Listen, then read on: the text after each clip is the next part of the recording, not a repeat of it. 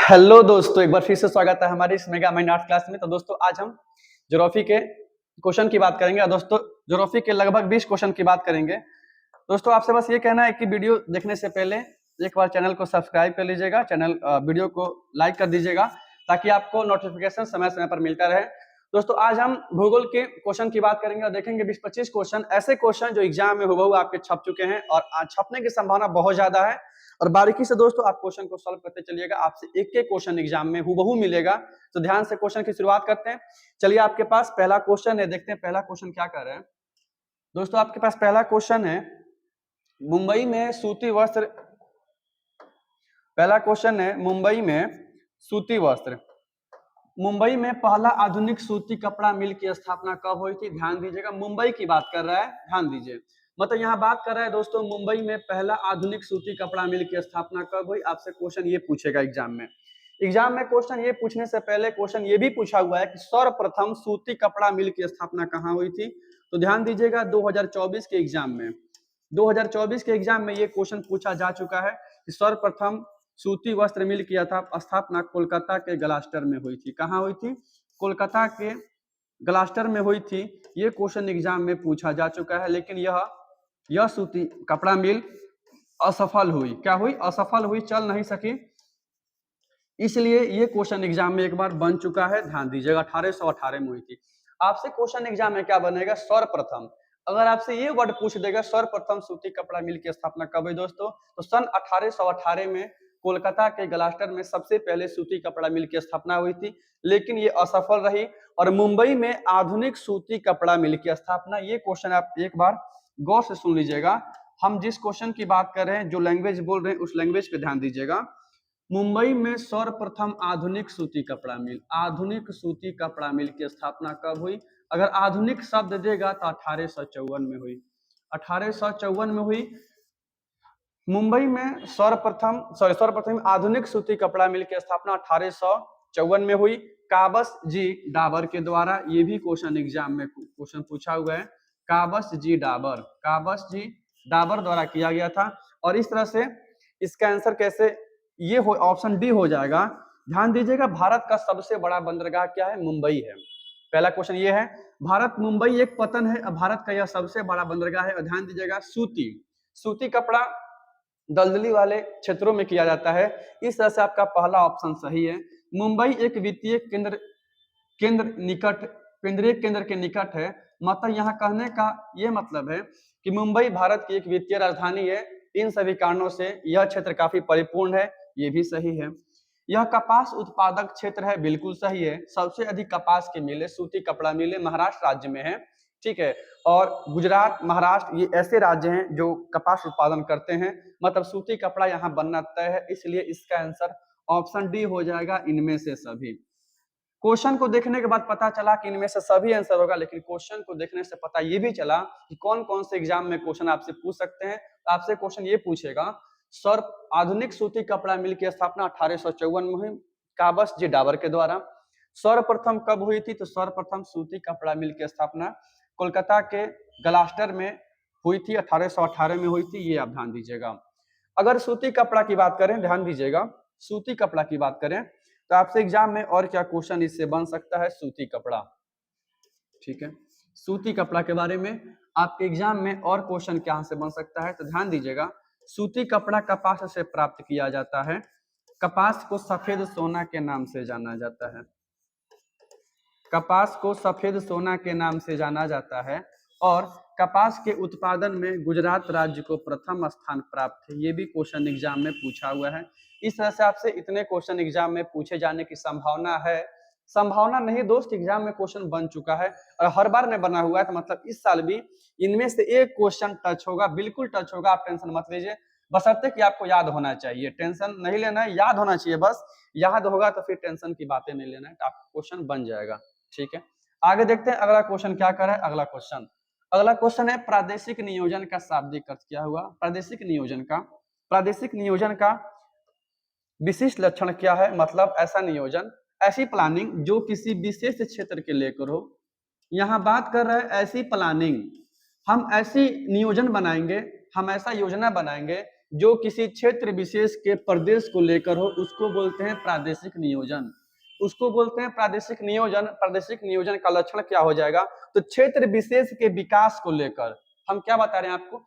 मान लीजिए आप किसी क्षेत्र में निवास करते हैं, उस क्षेत्र का विकास अभी परिपूर्ण नहीं हो पाया है, वह क्षेत्र सामाजिक, आर्थिक, राजनीतिक दृष्टि से काफी पीछे है।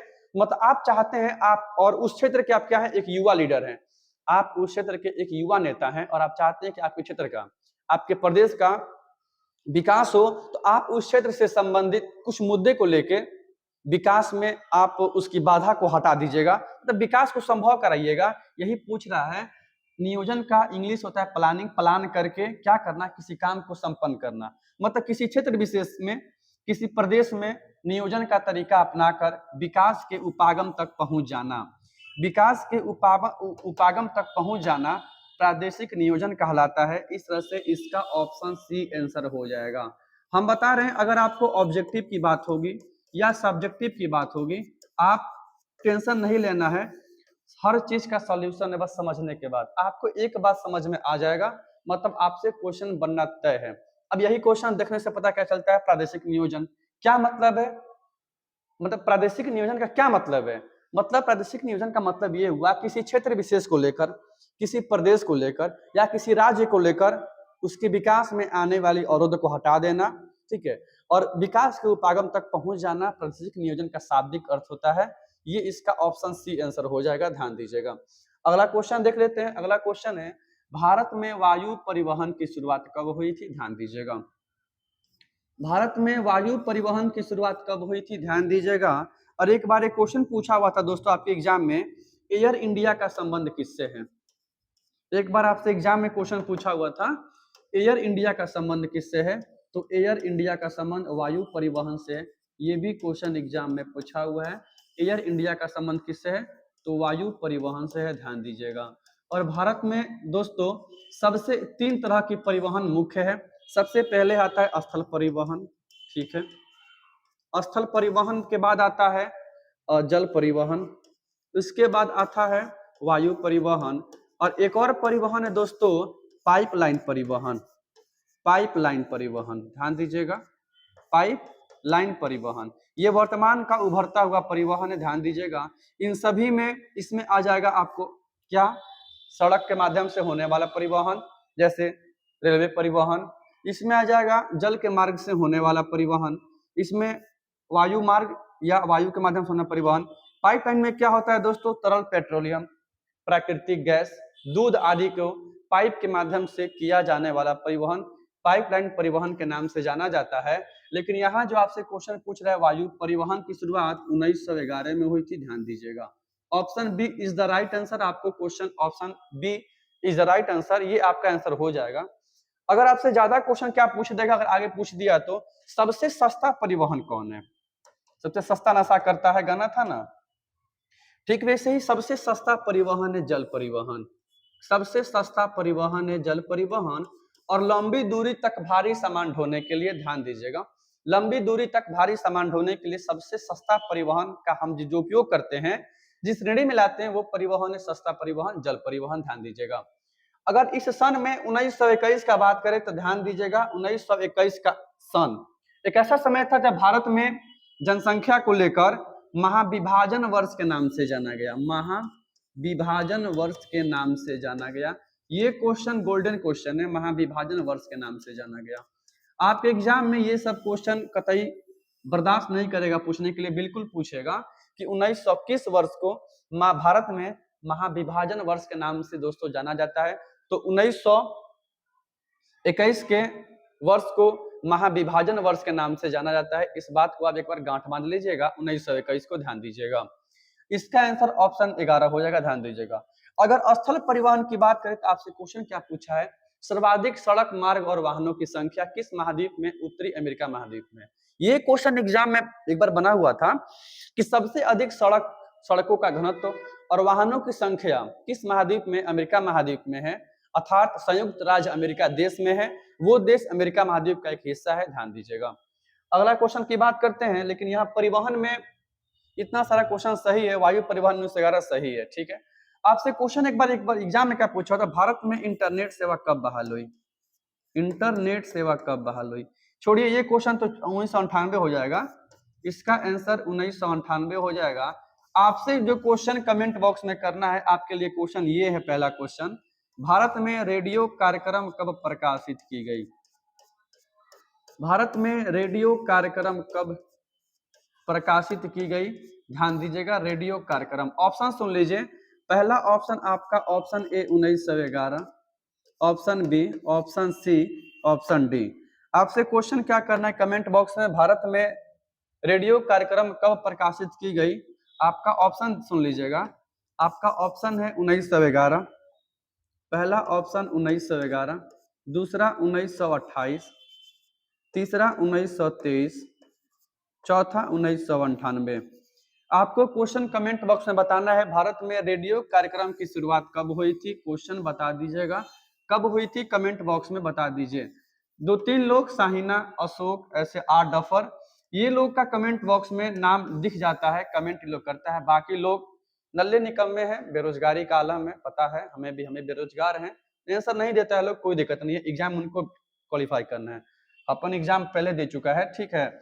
आप इस क्वेश्चन का आंसर कमेंट बॉक्स में दे दीजिएगा। आपको इतना में बस एक बात और याद कर लेना है, महाविभाजन वर्ष, ये गोल्डन क्वेश्चन है, एक बार ध्यान से सुन लीजिएगा। अगला क्वेश्चन देखते हैं, अगला क्वेश्चन क्या कर रहे हैं, भारतीय रेल प्रणाली को कितने मंडल में बांटा गया है? ध्यान दीजिएगा। पहली बात, भारत में रेलवे की शुरुआत 16 अप्रैल 1853 में की गई थी। 16 अप्रैल 1853 में भारत में रेलवे की शुरुआत हुई थी। यह रेलवे दोस्तों कहां से कहां तक चली थी? यह रेलवे मुंबई से थाने के बीच चली थी, मुंबई से थाने के बीच चली थी। कुल 24 मील की दूरी तय की थी, 24 मील की दूरी, और 34 किलोमीटर की, अगर किलोमीटर पूछे तो 34 किलोमीटर, ध्यान दीजिएगा। भारत में रेलवे की शुरुआत करने का श्रेय किसको दिया जाता है? लॉर्ड डलहौजी को दिया जाता है, लॉर्ड डलहौजी को दिया जाता है। इस क्वेश्चन को भी एक बार गांठ बांध लीजिएगा, अपने मन में दम बिल्कुल बैठा लीजिएगा। 16 अप्रैल को भारतीय रेल दिवस मनाते हैं, ध्यान दीजिएगा, ठीक है, ये सही है। लॉर्ड डलहौजी ने क्या किया था दोस्तों? तो लॉर्ड डलहौजी ने व्यक्तिगत का सिद्धांत या हड़प नीति की शुरुआत की थी, और डाक टिकट जारी इसने ही किया था। डाक टिकट जारी करने का श्रेय लॉर्ड डलहौजी को दिया जाता है, ध्यान दीजिएगा, टिकट, ठीक है। वर्तमान में भारतीय रेलवे के रखरखाव सुरक्षा की दृष्टि से इनके कुल 19, पहले टोटल 18 मुख्यालय बनाए गए थे, अभी वर्तमान में इसके 19 मुख्यालय हैं। Option D is the right answer, आपका आंसर ऑप्शन डी हो जाएगा, ऑप्शन में से कोई नहीं, लेकिन आपको ध्यान रखना है 19 रेलवे मंडल है, ध्यान दीजिएगा। आपसे इसमें और क्या क्वेश्चन बन सकता है एग्जाम में दिखावा नहीं है। अगर आपको ऐसा लगता होगा कि इतना डीपली पढ़ा के हम ये साबित करना चाहते हैं कि मेरे कर्ण अर्जुन से बढ़िया हम ही हैं, ऐसा कुछ नहीं है। जो आपके 12th में 11-12 का सिलेबस सीमित है, ज्यादा बढ़ेंगे तो कहां तक जाएंगे? बिल्कुल नहीं जाएंगे, 11-12 तक ही सीमित रहेंगे, कंपटीशन में बिल्कुल एंट्री नहीं मारेंगे, आप टेंशन मत लीजिए। ये सारा क्वेश्चन घुमा फिरा के 12th का ही है दोस्तों, टेंशन नहीं लेना है। आगे आउट ऑफ सिलेबस आपको नहीं बताया जा रहा है। आपसे क्वेश्चन ये पूछा हुआ है, पूर्व मध्य रेलवे का मुख्यालय कहाँ है? बिल्कुल पूछा हुआ है, पूर्व मध्य रेलवे का मुख्यालय कहाँ है? तो पूर्व मध्य रेलवे का मुख्यालय दोस्तों हाजीपुर है। कहाँ पे है? हाजीपुर है, ठीक है। मध्य रेलवे का मुख्यालय पूछा हुआ है, मध्य रेलवे का मुख्यालय कहाँ है? तो मध्य रेलवे का मुख्यालय छत्रपति CST, छत्रपति शिवाजी टर्मिनल मुंबई है, ध्यान दीजिएगा। मध्य रेलवे का मुख्यालय, म से मध्य रेलवे, म से मुंबई, छत्रपति शिवाजी टर्मिनल है, ध्यान दीजिएगा। ये दोनों क्वेश्चन एग्जाम के लिए बदनाम है, दोनों क्वेश्चन को हाजीपुर याद कीजिएगा, छत्रपति शिवाजी टर्मिनल, सी से छत्रपति, ए से शिवाजी, टी से टर्मिनल। हाजीपुर लीची के लिए फेमस है, बिहार का एक जिला है, ध्यान दीजिएगा, ठीक है। हाँ, केला के लिए प्रसिद्ध है, हाजीपुर केला, मुजफ्फरपुर लीची के लिए प्रसिद्ध है हमारे यहाँ, ठीक है। अगला क्वेश्चन की देख लेते हैं, अगला क्वेश्चन क्या कर रहा है, अगला क्वेश्चन आपका, अगला क्वेश्चन देख लेते हैं, ठीक है। चलिए अगला क्वेश्चन देखते हैं, अगला क्वेश्चन है, उत्तर पश्चिम गलियारा जोड़ता है, ध्यान दीजिएगा, उत्तर पश्चिम गलियारा। ध्यान दीजिए, अब उत्तर पश्चिम गलियारा को देखते हुए पहले आपको हम मैप पर ले चलेंगे, मैप पर, मैप क्या कह रहा है, ठीक है, मैप। चलिए मैप की ओर बढ़ते हैं, मैप को देख लेते हैं। उत्तर पश्चिम गलियारा, यहां तक कि इसी का एक और पार्ट है, उत्तर दक्षिण, पूरा पश्चिम, ये पूरा पश्चिम गलियारा है। एक और है उत्तर दक्षिण गलियारा। क्या है? एक और है उत्तर दक्षिण गलियारा, ध्यान दीजिएगा। ये दोनों को समझने के बाद आपको समझा देंगे हम स्वर्णिम चतुर्भुज परियोजना क्या है, ध्यान दीजिएगा। आइए देखते हैं मैप को। मैप कवर कीजिए, आपसे क्वेश्चंस बिल्कुल सॉल्व हो जाएगा। टेंशन नहीं लीजिए, बिल्कुल मेरे करण अर्जुन की तरह आप भी हैं। जैसे मेरे करण अर्जुन आए थे, उनकी माँ बोली थी मेरे करण अर्जुन आएंगे, और आए था भी दोनों। ठीक है, हाँ पुनर्जन्म लेके आया था, टेंशन मत लीजिए। आप जो सोच रहे हैं अभी मन में आपको चल रहा होगा क्या बोला था मास्टर भाई से अरुण करण अर्जुन, तो वो दोनों आए थे। ध्यान दीजिएगा, भारत का एक NH है NH27। भारत का एक नेशनल दोस्तों हाईवे है, उसका नाम है NH27। क्या नाम है? NH27 है। भारत का एक NH है, उसका नाम है NH27। यह NH27 क्या होता है? यह NH27 गुजरात के पोरबंदर से शुरू होता है। गुजरात के पोरबंदर से होते हुए यह गुजरात के पोरबंदर से ऐसे होते हुए यह असम के सिलचर तक आता है। कहां तक आता है? असम के सिलचर तक। अगर आप एग्जाम में क्वेश्चन पूछ दे सिलचर कहाँ है, तो असम है। एक NH27 है जो गुजरात के पोरबंदर से लेकर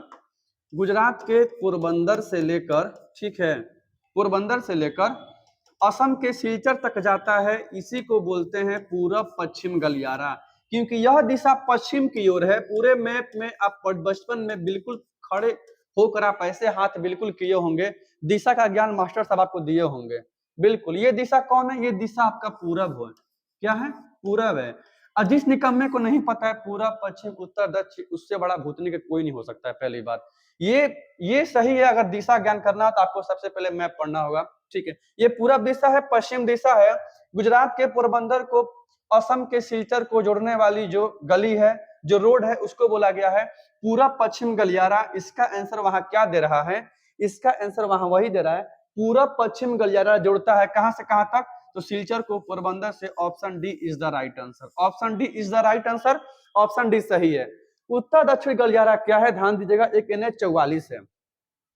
एक NH44 है, ध्यान दीजिएगा। वो NH44 जम्मू कश्मीर के श्रीनगर को लगाकर, जम्मू कश्मीर में श्रीनगर से यह तमिलनाडु के कन्याकुमारी तक है। तमिलनाडु के कन्याकुमारी तक है, कुमारी तक है। इसको बोला गया उत्तर दक्षिण गलियारा, क्योंकि यह दिशा उत्तर की ओर क्या है? यह दिशा उत्तर की ओर है, और यह दिशा दक्षिण की ओर है। नाम पड़ गया उत्तर दक्षिण गलियारा। ध्यान दीजिएगा। कसम गंगा मैया की आपसे क्वेश्चन ये बनेगा, आप भ्रम में रहिएगा तो ये क्वेश्चन बन जाएगा, श्रीनगर को कन्याकुमारी से जोड़ने वाली कौन सी गलियारा है? दोस्तों आ रहा है क्वेश्चन वहां पे ना। उत्तर दक्षिण गलियारा श्रीनगर को कन्याकुमारी से जोड़ता है। NH44 है, ये NH27 है। ये आपसे एग्जाम में कतई नहीं पूछेगा, कतई नहीं पूछेगा। बस आपको बता दे रहे हैं, याद करना है कीजिए, नहीं करना है मत कीजिए। लेकिन ये कसम मैया की एग्जाम में ये पूछेगा, ध्यान दीजिएगा। एक है स्वर्णिम चतुर्भुज, ध्यान दीजिएगा। 4 महानगर, भारत के 4 महानगरों को जोड़ने वाली ऐसी सड़क जो जोड़ने के पश्चात परिवहन की दृष्टि से काफी महत्वपूर्ण साबित हो जाती है, उसको दोस्तों बोला गया स्वर्णिम चतुर्भुज। भारत के 4 महानगर कौन कौन से हैं? ध्यान दीजिएगा। पहला आपका मुंबई यहाँ पे है, मुंबई जिसकी राजधानी महाराष्ट्र है। उसके बाद यहाँ पे दिल्ली है। यहाँ पे आपका पश्चिम बंगाल में कोलकाता है। यहाँ पे आपका तमिलनाडु है, चेन्नई यहाँ पे है, और ये ऐसे जुड़ जाएगा। मतलब ये NH16 है, 19 है, NH42 है। इससे सब आप भुला जाइए। भारत के 4 महानगर दिल्ली, कोलकाता, चेन्नई, मुंबई, मुंबई, दिल्ली, कोलकाता, चेन्नई, चेन्नई, मुंबई, दिल्ली, कोलकाता, कोलकाता, चेन्नई, मुंबई, दिल्ली।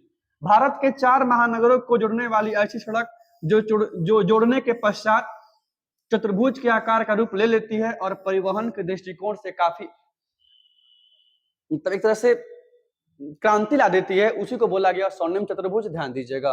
अब ये क्वेश्चन आपके एग्जाम में कभी नहीं भूलेगा। इसका आंसर ऑप्शन डी हो जाएगा। पूरब पश्चिम गलियारा जोड़ता है सिलचर को पोरबंदर से, उत्तर दक्षिण जोड़ता है श्रीनगर कन्याकुमारी से। 2 नंबर में क्वेश्चन पूछा हुआ है, भारत के किन्हीं 2 महानगरों के नाम लिखें, मुंबई और दिल्ली, चेन्नई, कलकत्ता, हैदराबाद, बैंगलोर। ठीक है, इतना जान किया। भारत का सबसे बड़ा महानगर कौन है? मुंबई है, ध्यान दीजिएगा। विश्व की सबसे गंदी बस्ती धारावी बस्ती, विश्व की सबसे गंदी बस्ती, एशिया की सबसे गंदी बस्ती धारावी मुंबई में। कहाँ पे? धारावी मुंबई में है। और ध्यान दीजिएगा यहाँ पोताश्रय के बारे में पूछा हुआ है। पोताश्रय क्या होता है, पतन क्या होता है, ध्यान दीजिएगा। समुद्र का वह किनारा वाला भाग जहां बड़े बड़े जहाज आकर रुकते हैं, उनके ऊपर माल चढ़ाया या उतारा जाता है, उसको बोलते हैं पतन। और जहां उसके ठहरने के लिए हम व्यवस्था करते हैं, उसको बोलते हैं पोताश्रय। क्या बोलते हैं? पोताश्रय। भारत का सबसे बड़ा बंदरगाह कौन है? मुंबई है। मुंबई के ट्रैफिक को कम करने के लिए पंडित जवाहरलाल नेहरू बंदरगाह बनाया गया है, जो महाराष्ट्र में है। क्वेश्चन पूछा है एग्जाम में कई बार। इसका एक और नाम है नवाहा शोभा। क्या नाम है? नवाहा शोभा। लेकिन भारत का सबसे गहरा बंदरगाह, सबसे गहरा बंदरगाह जो तीन तरफ से जल से घिरा हो, एक तरफ से स्थल से जुड़ गया हो, उसको बोला गया लैंड लॉक। विशाखापट्टनम में, आंध्र प्रदेश में। कहाँ पे? आंध्र प्रदेश में है। आपका दोस्तों हल्दिया वेस्ट बंगाल में है। हल्दिया पतन, कोलकाता पतन वेस्ट बंगाल में है। मुंबई पतन महाराष्ट्र में है, ध्यान दीजिएगा। एन्नोर पतन तूतीकोरिन और चेन्नई तमिलनाडु में है, ध्यान दीजिएगा। आगे देखते हैं अगला क्वेश्चन। लो, हमने अभी जस्ट यहाँ चर्चा कर ही दिया है। एन्नोर पतन, तूतीकोरिन पतन, चेन्नई पतन कहाँ है? तमिलनाडु में है। और यहाँ कसम गंगा मैया क्वेश्चन पूछ भी दिया। तूतीकोरिन पतन एक और बता दे दो भाई साहब। एन्नोर पतन एक और है, एक और चेन्नई पतन। ये तीनों तमिलनाडु में है। कहाँ पे है? तमिलनाडु में है, ध्यान दीजिएगा। तमिलनाडु में। आंध्र प्रदेश में दोस्तों कौन पटन है? विशाखापट्टनम है। विशाखापट्टनम, विशाखापट्टनम है आंध्र प्रदेश में। कर्नाटक में 2024 के एग्जाम में क्वेश्चन पूछा हुआ था, मंगलोर पतन कहाँ है? मंगलोर पतन कहाँ है? कर्नाटक में है। कॉफी में आगे है, ध्यान दीजिएगा। सोना में आगे है। केरल में कौन पतन है? केरल में कोच्चि पतन है। ये भी गांठ बांध लीजिएगा, केरल में कोच्चि पतन है। मसालों में सबसे आगे केरल है। थोरियम में सबसे आगे केरल है, ध्यान दीजिएगा। अगला क्वेश्चन है, अम्ल वर्षा क्या कारक है? ध्यान दीजिएगा। अम्ल वर्षा क्या कारक है? तो अम्ल वर्षा के दो कारक है। सबसे पहला सल्फर डाइऑक्साइड। अम्ल वर्षा के दो कारक है, सल्फर डाइऑक्साइड। दूसरा कारक है नाइट्रोजन डाइऑक्साइड। Nitrogen dioxide. उद्योग धंधों से निकलने वाले धुएं जब वायुमंडल में प्रवेश करते हैं, तो वायुमंडल में सल्फर और ऑक्सीजन से अभिक्रिया करके सल्फर डाइऑक्साइड और नाइट्रोजन डाइऑक्साइड बना लेते हैं। और जब वर्षा होती है, तो वर्षा के जल के बूंदों के साथ ये धरती पर गिरते हैं और दीवारों में कालापन पड़ जाता है। ठीक है, फसलें नष्ट हो जाती हैं, दीवारें काली हो जाती हैं। इसको बोला गया वायु प्रदूषण। क्या बोला गया? वायु प्रदूषण। ध्यान दीजिएगा। ध्वनि प्रदूषण को डेसिबल में मापते हैं, क्या बताएं हम? आप एक वीडियो दो वीडियो कवर कीजिए, आपको हर वीडियो इजी लगना शुरू हो जाएगा, ध्यान दीजिएगा। अगला क्वेश्चन है, भारत में प्रथम नाभिकीय ऊर्जा परियोजना कब स्थापित की गई थी? आइए नाभिकीय ऊर्जा योजना की बात करते हैं दोस्तों, ध्यान दीजिएगा। परमाणु ऊर्जा आयोग की स्थापना पूछा हुआ है आपके एग्जाम में। परमाणु ऊर्जा आयोग की स्थापना कब हुई? कसम गंगा मैया की अगर ये क्वेश्चन नहीं बनेगा तो समझे एग्जाम की वैल्यू ही नहीं है। 1948 में हुई थी, ध्यान दीजिएगा। 1948 में हुई थी, ध्यान दीजिएगा। परमाणु ऊर्जा आयोग की स्थापना 1948 में हुई थी। और परमाणु ऊर्जा विभाग की स्थापना, परमाणु ऊर्जा विभाग की स्थापना, परमाणु ऊर्जा विभाग की स्थापना 1954 में हुई थी, महाराष्ट्र के ट्राम्बे में। प्रथम परमाणु ऊर्जा विभाग की स्थापना महाराष्ट्र के ट्राम्बे में हुई थी, होमी जहांगीर भाभा के नेतृत्व में। इसलिए परमाणु ऊर्जा के जनक, परमाणु ऊर्जा के जनक होमी जहांगीर भाभा को कहा जाता है। होमी जहांगीर भाभा को कहा जाता है। गांठ बांध लीजिएगा, एग्जाम में मेरे कर्ण अर्जुन की तरह ये सारे क्वेश्चन छप के आएंगे। होमी जहांगीर भाभा परमाणु ऊर्जा विभाग के जनक, परमाणु ऊर्जा के जनक होमी जहांगीर भाभा है। महाराष्ट्र के ट्राम्बे में आपसे क्वेश्चन ये भी पूछा है, ट्राम्बे कहाँ पे है दोस्तों? ट्राम्बे महाराष्ट्र में है, ये भी क्वेश्चन पूछा हुआ है। और ध्यान दीजिएगा, परमाणु ऊर्जा आयोग की स्थापना पूछा चुका है, ये भी पूछा जा चुका है विभाग की स्थापना कब हुई। होमी जहांगीर भाभा इसके प्रथम मतलब अध्यक्ष थे, इसलिए इनके नाम पर रख दिया गया। महाराष्ट्र के ट्राम्बे में स्थापित किया गया। आपसे क्वेश्चन पूछा हुआ है, भारत का प्रथम परमाणु ऊर्जा केंद्र की स्थापना कब हुई? ध्यान दीजिएगा, भारत में प्रथम, आप इस क्वेश्चन को पहले छोड़ दीजिए। भारत में प्रथम परमाणु ऊर्जा केंद्र की स्थापना महाराष्ट्र के तारापुर में हुई थी। अब क्वेश्चन की तरफ एक बार आंख उठाकर देख लीजिए। ऐसे रास्ते फिरते चलते आप आंख उठाकर देखते हैं तिरछा, ऐसे ये भी देख लीजिए तिरछा, क्वेश्चन सॉल्व हो गया होगा।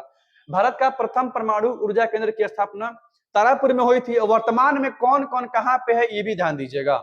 जैसे आपका कलपक्कम, आइए देखते हैं इसको मैप पर। भारत में परमाणु ऊर्जा संयंत्र कौन कौन कहाँ है, इसको ध्यान दीजिएगा। ये सारे क्वेश्चन एग्जाम में भर भर के पूछा हुआ है। मैप ठीक से आ रहा है जी? ठीक है। गुजरात में आपका कौन है? गुजरात में काकरापार है। ये क्वेश्चन एग्जाम में पूछा हुआ है। काकरापार, काकरापार परमाणु ऊर्जा केंद्र कहाँ है? गुजरात में है। उत्तर प्रदेश में नरोरा, नरोरा, नरोरा परमाणु ऊर्जा केंद्र उत्तर प्रदेश में है। पश्चिम बंगाल में क्या, सॉरी भुला गया, महाराष्ट्र के तारापुर में, महाराष्ट्र के तारापुर में प्रथम परमाणु ऊर्जा केंद्र है। और दोस्तों आपका कर्नाटक में क्या है? कर्नाटक में क्या है? कर्नाटक में कैगा है। कहाँ है? कर्नाटक में कैगा है। और राजस्थान में रावत भाटा है। राजस्थान में आपका रावत भाटा है। एक बार घुमा फिरा के कॉपी उठा के लिख लीजिए। जो बच्चे नया चैनल पे हैं, जो चैनल को सब्सक्राइब कर लिए हैं, लाइक कर लिए हैं वीडियो को, एक बार ये पूरा लिख लीजिए। आपका काकरापार गुजरात में है, का तारापुर महाराष्ट्र में है, रावत भाटा र से रावत और से राजस्थान में है, नरोरा उत्तर प्रदेश में, कैगा क से कर्नाटक में है, और तमिलनाडु में 3 गो है। तमिलनाडु में 2 गो है। एक का नाम है कुडनकुल्लम, कुडनकुल्लम, कुडनकुल्लम है। एक का नाम है कलपक्कम, कलपक्कम है। इतना बात ध्यान से एकदम गांठ बांध लीजिएगा। लेकिन वहां क्वेश्चन यही था, वहां महाराष्ट्र के बारे में था। इतना सारा क्वेश्चन आपको ध्यान से सुन लेना है, कौन किधर है किधर है। एक बार स्क्रीनशॉट भी आप ले सकते हैं ध्यान से, ठीक है। आइए देखते हैं अगला क्वेश्चन। अगला क्वेश्चन क्या है? अरे रुक जा बावला आदमी, एक बार और क्वेश्चन देख लीजिए। मतलब भारत का प्रथम परमाणु ऊर्जा केंद्र तारापुर महाराष्ट्र में स्थित है।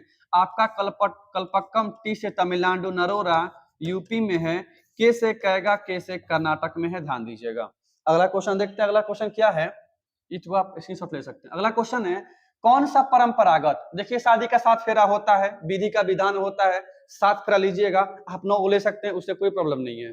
शादी के 7 फेरे होते हैं, विधि का विधान होता है तो विधि का विधान होता है, ठीक। वैसे ही परंपरा, ये परंपरा आज से नहीं बहुत पहले से आ रही है। हमारे भारतीय समाज में निकाह भी होता है, ठीक। उसी प्रकार ऐसे ऊर्जा के स्रोत, ऊर्जा के ऐसे संसाधन जो आज ही से नहीं बल्कि कई वर्षों से हम उपयोग करते आ रहे हैं, जो आगे आने वाली पीढ़ी के लिए उपयोग करने की संभावना बहुत कम हो जाती है, कम हो जाएगी, उसको बोले परंपरागत ऊर्जा के स्रोत, जो आज से नहीं बहुत पहले से हम उपयोग करते आ रहे हैं, जैसे कोयला, पेट्रोलियम, प्राकृतिक गैस, ठीक है। ये ऊर्जा के परंपरागत हैं। क्या है? ऊर्जा के परंपरागत हैं और ये नवीकरणीय है। क्या है? ये नवीकरणीय ऊर्जा के स्रोत हैं। ये नवीकरणीय ऊर्जा के स्रोत हैं, ध्यान दीजिएगा।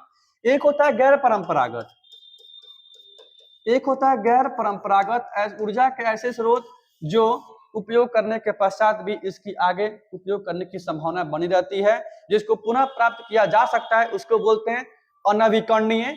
अनवीकरण सॉरी सॉरी सॉरी सॉरी परंपरागत को बोलते हैं अनवीकरणीय, परंपरागत को बोलते हैं अनवीकरणीय, और गैर परंपरागत को बोलते हैं नवीकरणीय, ठीक है। जैसे कौन कहना जाएगा उसमें?